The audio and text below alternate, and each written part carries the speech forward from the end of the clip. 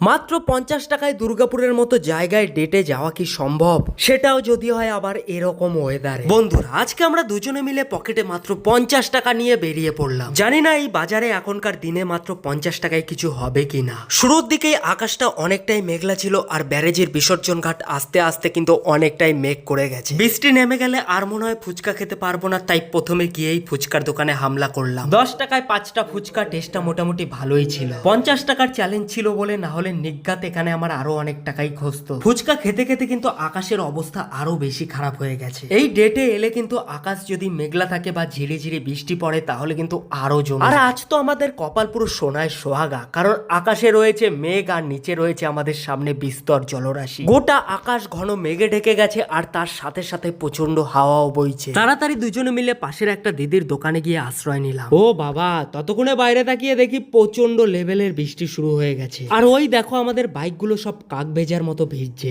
এই বৃষ্টিতে তো 2 কাপ চা হলে পুরো জমে যায়, তাই দিদিকে বললাম 2 কাপ গরম গরম চা দিতে। দুজনে হাতে 2 কাপ চা নিয়ে জমিয়ে গল্প আড্ডা, তার উপরে বৃষ্টির এই ছোঁয়া, ওহ সব মিলিয়ে জমে পুরো ক্ষীর। শুধু শুধু চা খেতে ভাল লাগছিল না, তাই 5 টাকার একটা চিপসও নিয়ে নিলাম। মনে হচ্ছিল আমাদের 50 টাকার এই ডেটটা মনে হয় খুবই ভালোভাবে সাকসেসফুল হতে চলেছে। লাইটের আলো যখন এই বৃষ্টির ফোঁটার উপরে পড়ছিল, ওহ দেখে মনে হচ্ছিল তুষারপাত হচ্ছে। এরপর আমরা বেরিয়ে গেলাম সেই দোকান থেকে, আর চারিদিকটা দেখো বৃষ্টিতে ভিজে আরো দারুণ লাগে। ব্যারেজের এই ঘাটে সন্ধ্যারতি হয় প্রতিদিন, বাট আজকে মনে হয় আর হবে না। তাই আমরা ঘাটে নেমে ঘোরাঘুরি করছিলাম, আর আমাদের থেকে অনেকটা দূরেই অনেক বড় একটা বজ্রপাত হলো। বৃষ্টি কিন্তু তখনও পুরোপুরি থামেনি, ওয়েদারটা জাস্ট ওয়াও ছিল। চা ফুচকা চিপস খেয়ে পকেটে কিন্তু আমাদের তখনও 22 টাকা পড়েছিল। দুজনে মিলে ডিসাইড করলাম সামনে একটা ঝালমুড়ির দোকান বসেছে, চলো ওখান থেকে খাওয়া যায়। মটর, কাঁচা ছোলা, আলু কাটা, নারকেল, ধনেপাতা, টমেটো, লঙ্কা, লেবু এসব দেখেই জিভে জল চলে আসছিল। এরপর দোকানদার কাকু পুরো ঝাল ঝাল করে চাটনি,